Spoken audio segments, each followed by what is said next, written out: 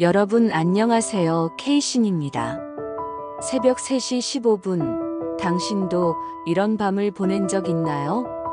27년의 일상이 한밤의 카톡과 블랙박스 6분 42초 때문에 균열이 생겼습니다.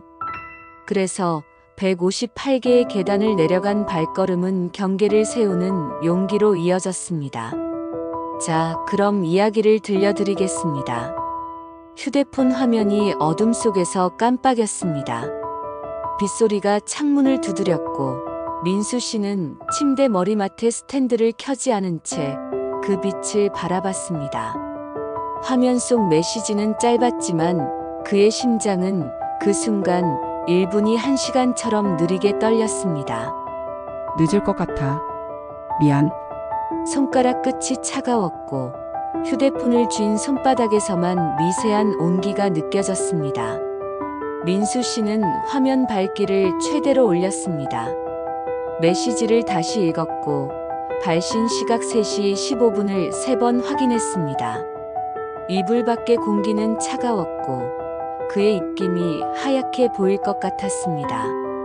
창밖에서는 빗물이 배수구로 흘러내리는 소리가 들렸고 그 소리가 귓속 깊이 파고들었습니다. 민수 씨는 눈을 감았지만 잠들 수 없었습니다. 민수 씨는 자동차 정비소에서 12년째 일하고 있었습니다. 아침 9시부터 저녁 6시까지 매일같이 오일 냄새를 맡았고 공기가 터지는 소리를 들었습니다. 작업복 주머니에는 늘 렌치와 드라이버가 들어있었고 손톱 밑에는 검은 때가 끼어 있었습니다.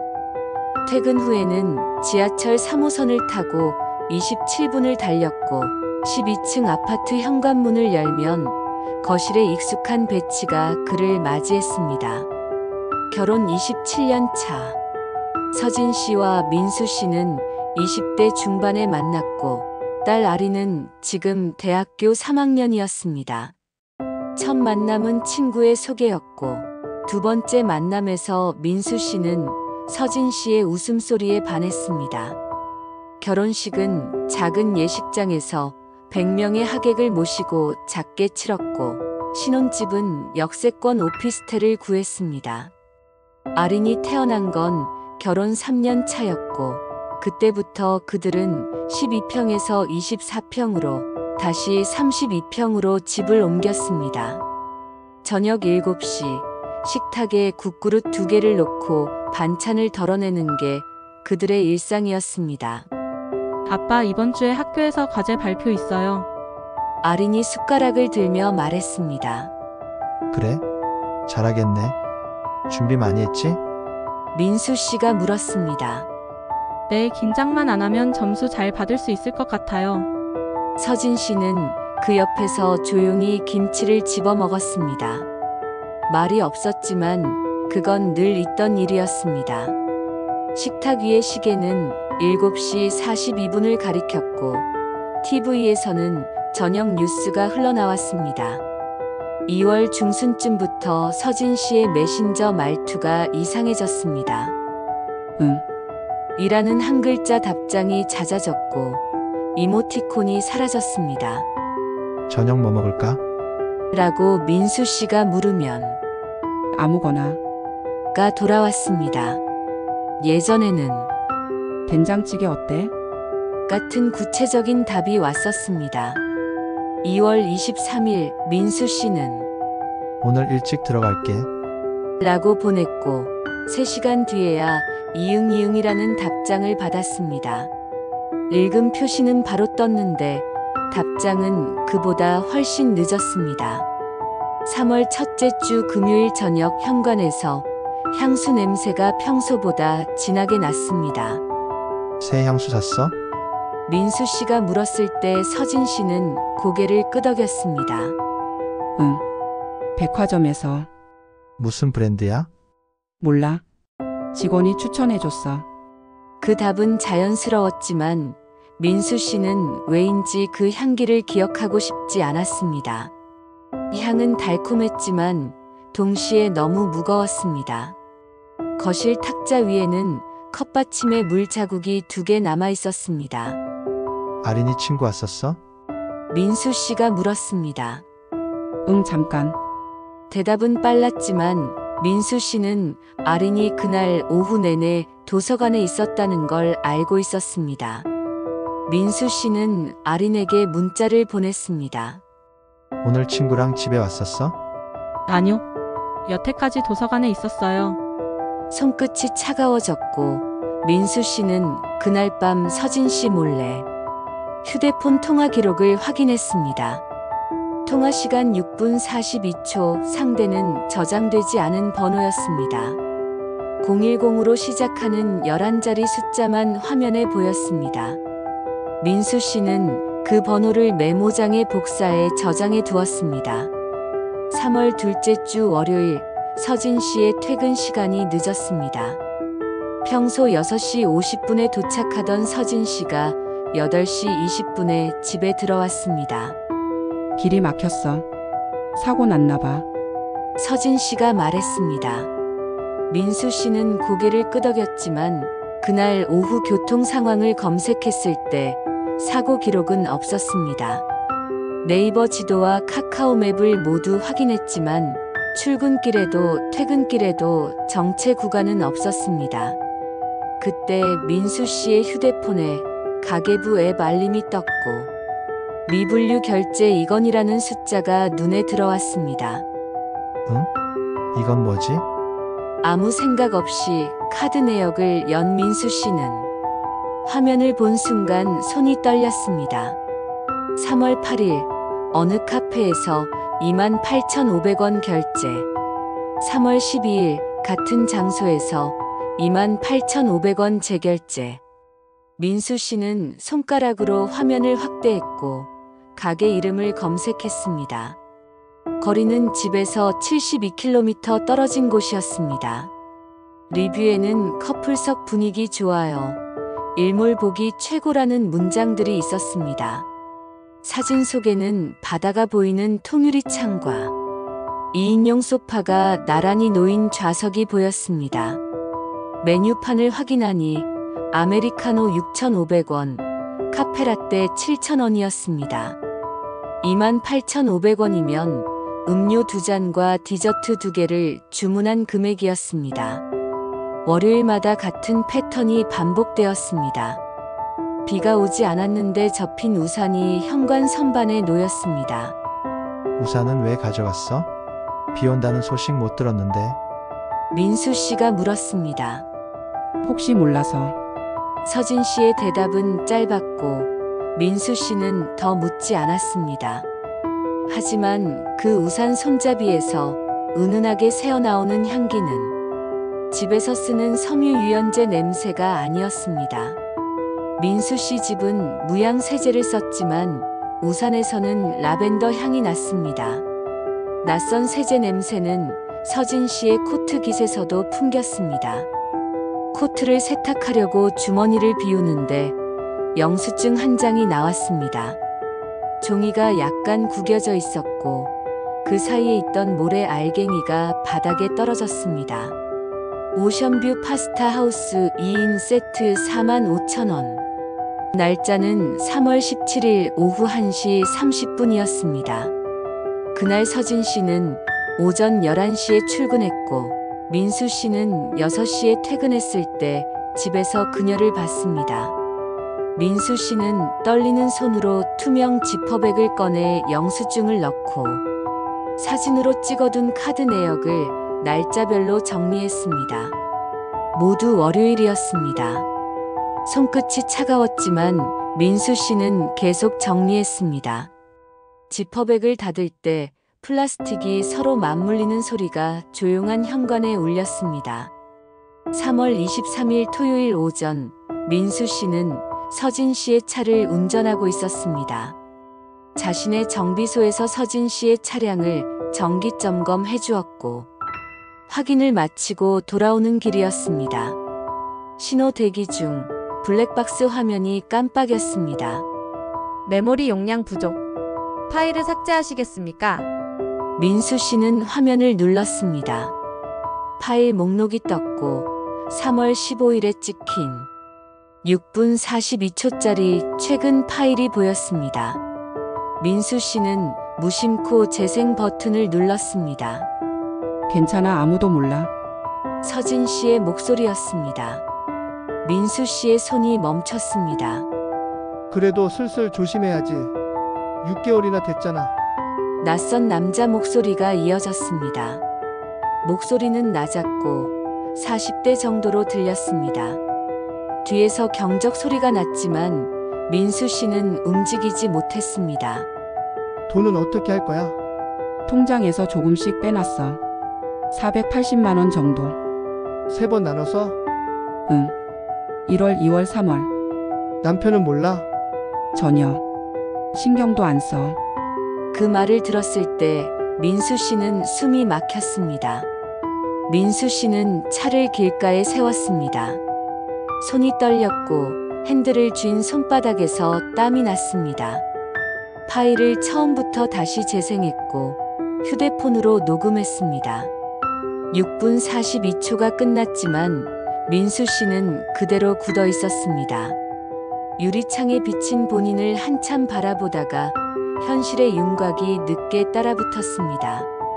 30분쯤 지나서야 거울과 어깨를 차례로 확인하고 방향 지시등을 켜 도로로 천천히 합류했습니다. 그렇게 집으로 돌아갔습니다. 집에 도착하자마자 서재로 들어가 컴퓨터를 켰습니다. 가계부 앱을 열어 거래 내역을 확인했습니다. 모두 같은 요일, 같은 장소, 같은 시간대에 출금한 내역이었습니다.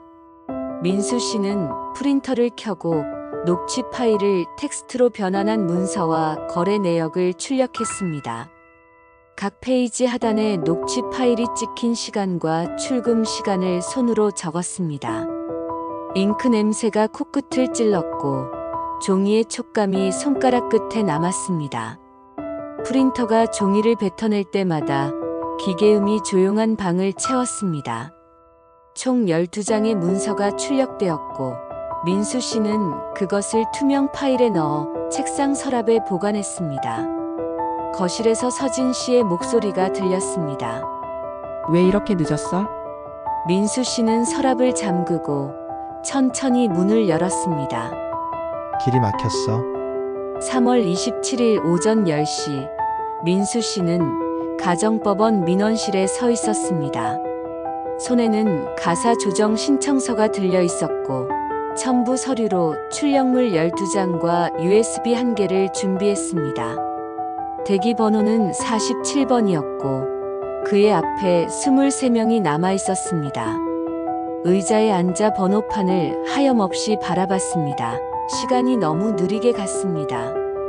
11시 35분, 드디어 민수 씨의 번호가 호출되었습니다. 창구 직원이 서류를 받아들었습니다. 신청 사유는 혼인관계 파탄으로 기재하셨네요. 네? 민수 씨가 답했습니다. 증거 자료 확인했습니다. 접수하겠습니다. 직원이 도장을 찍었고 접수 번호가 화면에 떴습니다. 2025-가조-1590 끝자리 90. 민수 씨는 그 숫자를 손바닥에 적었습니다. 볼펜 잉크가 피부에 번졌고 숫자가 약간 흐려졌습니다. 대기 의자로 돌아왔을 때 형광등 소리가 귓가를 긁었습니다. 의자에 앉아 접수 확인증을 바라봤고 손이 계속 떨렸습니다. 복도 끝에서 누군가 우는 소리가 들렸고 민수 씨는 고개를 돌렸습니다. 집으로 돌아와 파일철 첫 장에 확인증을 넣었습니다. 그리고 서진 씨에게 카톡했습니다. 오늘 가사 조정 신청서 접수했어. 2025-가조-1590. 메시지를 보낸 뒤 민수 씨는 휴대폰을 탁자 위에 내려놓았습니다. 10분 뒤 서진 씨에게서 답장이 왔습니다. 알았어. 단 3글자였습니다. 민수 씨는 그 답장을 읽고 화면을 끄고 창밖을 바라봤습니다. 하늘은 흐렸고 멀리서 비가 올 것 같은 구름이 보였습니다. 3월 30일 민수 씨는 서진 씨와 거실 테이블에 마주 앉았습니다. 민수 씨는 노트를 펼치고 첫 항목을 읽었습니다. 생활비는 주 1회 20만 원 한도로 이체한다. 서진 씨는 고개를 끄덕였습니다. 메시지는 24시간 내 서면으로만 답한다. 통화는 아린을 통해서만 한다. 알았어. 민수 씨는 노트에 적어둔 목록을 하나씩 읽어 내려갔습니다. 상담 일정은 3건이야. 4월 3일 오전 10시, 4월 7일 오후 2시, 4월 10일 오전 11시. 서진 씨는 아무 말 없이 고개만 끄덕였습니다. 장소는 각각 지역자치구 상담센터, 법률구조공단, 그리고 가정법원 상담실. 민수는 캘린더 앱을 열어 3건의 상담 시간을 입력했습니다. 알림은 상담 시간 30분 전으로 설정했고 각 일정마다 장소 주소와 담당자 이름을 메모란에 적었습니다. 더 할 말 있어? 서진 씨가 물었습니다. 없어. 민수 씨는 노트를 덮고 자리에서 일어났습니다. 서진 씨도 일어났고 그들은 서로를 보지 않은 채 각자 방으로 들어갔습니다. 문을 닫을 때 손잡이가 차갑게 느껴졌고 복도의 불빛이 문틈으로 새어 들어왔습니다. 4월 5일 민수 씨는 옷장 정리를 하다가 서랍 바닥에서 낡은 일기장을 발견했습니다. 표지는 색이 바랬고 먼지가 손끝에 묻었습니다. 2003년 7월 12일. 그의 글씨체였습니다. 오늘 서진이에게 거짓말을 했다. 회사 회식이 아니라 친구들과 술을 마셨다. 들키지 않았지만 마음이 무겁다. 페이지를 넘겼습니다. 2005년 3월 8일. 또 거짓말을 했다. 이번엔 카드 결제 금액을 줄여서 말했다. 서진이는 믿었다. 하지만 내가 나를 믿을 수 없다. 2007년 5월 19일. 신뢰는 한번 깨지면 회복하기 어렵다는 걸 안다. 하지만 나는 계속 작은 거짓말을 반복하고 있다. 언젠가 이게 돌아올 거라는 걸 알면서도. 2010년 11월 3일. 오늘 서진이가 당신 요즘 이상해라고 말했다. 나는 피곤해서 그래라고 답했다. 또 거짓말이었다. 민수 씨는 일기장을 덮었습니다. 손이 떨렸고 먼지 냄새가 코끝을 찔렀습니다. 돌이켜보면 균열의 첫 금은 그에게서 시작되었었습니다. 20년 전부터 그렇게 되었습니다. 작은 거짓말들이 쌓여서 신뢰의 토대를 무너뜨렸고 서진 씨도 그 무너진 토대 위에서 같은 길을 걸었습니다. 민수 씨는 거울 앞에 섰습니다. 거울 속 그의 얼굴은 낯설었고 눈가의 주름이 평소보다 깊어 보였습니다. 4월 12일 민수 씨는 서진 씨에게 말했습니다. 원룸 계약했어. 어디? 서진 씨가 물었습니다. 역 근처. 서진 씨는 고개를 끄덕였습니다. 한 가지만 물어볼게. 내가 먼저 신뢰를 깬 게 시작이었어? 서진 씨는 잠시 침묵했습니다. 아니. 나도 나 때문이야. 당신 탓만 할 수는 없어. 그 말을 듣고 민수 씨는 고개를 끄덕였습니다. 민수 씨는 방을 나왔고 현관문을 닫았습니다. 복도의 형광등이 깜빡였고 민수 씨는 천천히 계단으로 내려갔습니다. 12층에서 1층까지 계단은 158개였습니다. 민수 씨는 하나하나 세며 내려갔습니다. 4월부터 민수 씨와 서진 씨는 재정을 각자 관리했습니다. 생활비는 주 1회 정해진 금액만 이체했고 영수증은 메신저로 공유했습니다. 집은 서진 씨가 그대로 유지했고 아린이 함께 살았습니다. 민수 씨는 아침 9시에 출근했고 퇴근 후에는 원룸으로 돌아갔습니다. 저녁 식사는 혼자 해결했고 주말에는 아린과 시간을 보냈습니다. 아빠 괜찮으세요? 아린이 물었습니다. 괜찮아. 민수 씨가 답했습니다. 우리가 다시 함께 살 수 있을까요? 모르겠다. 하지만 지금은 각자 시간을 갖는 게 맞는 것 같아. 아린은 고개를 끄덕였고 민수 씨의 손을 잡았습니다. 손은 따뜻했고 그 온기가 팔을 타고 올라왔습니다. 용서는 경계를 세우는 방식으로 남았습니다. 민수 씨는 서진 씨를 미워하지 않았지만 다시 가까워지지도 않았습니다. 빛이 옅게 남았습니다. 어둡지 않지만 밝지도 않은 빛이었습니다.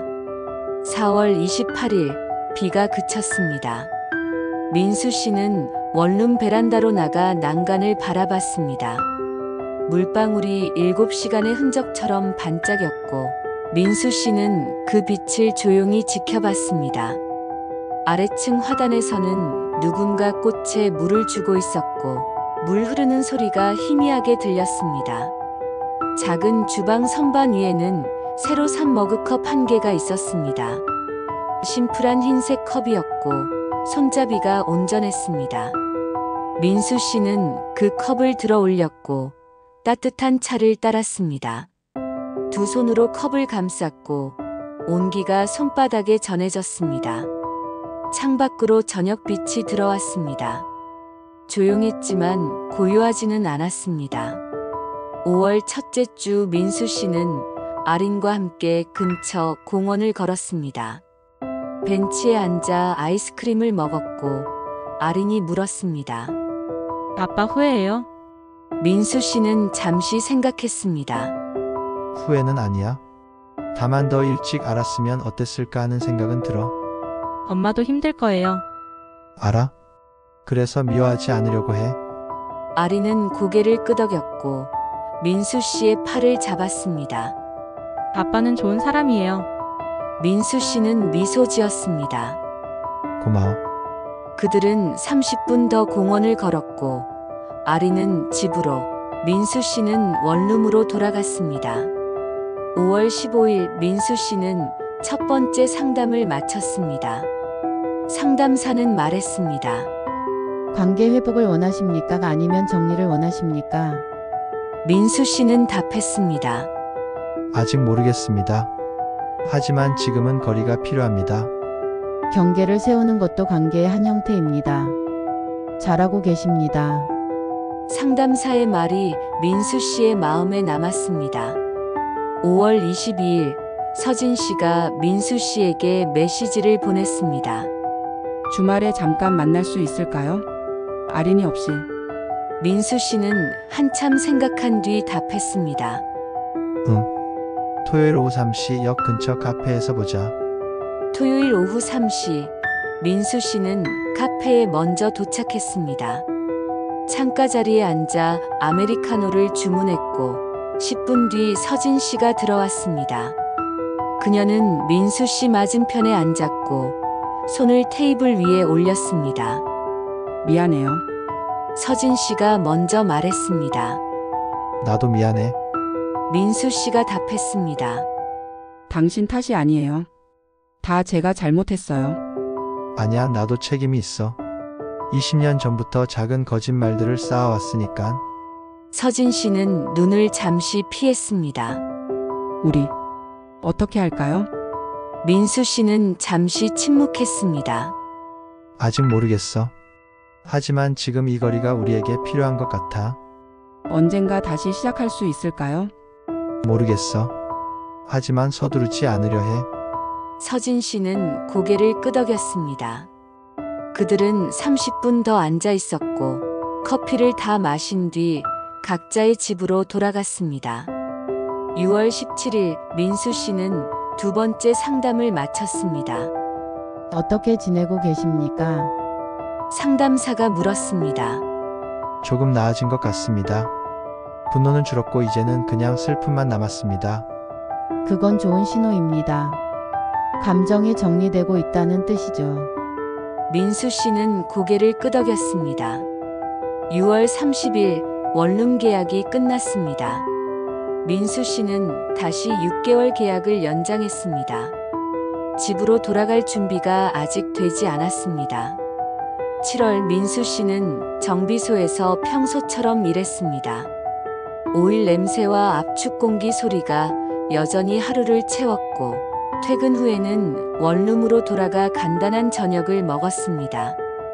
혼자 먹는 밥은 쓸쓸했지만 동시에 평온했습니다. 7월 15일 아린의 생일을 맞았습니다.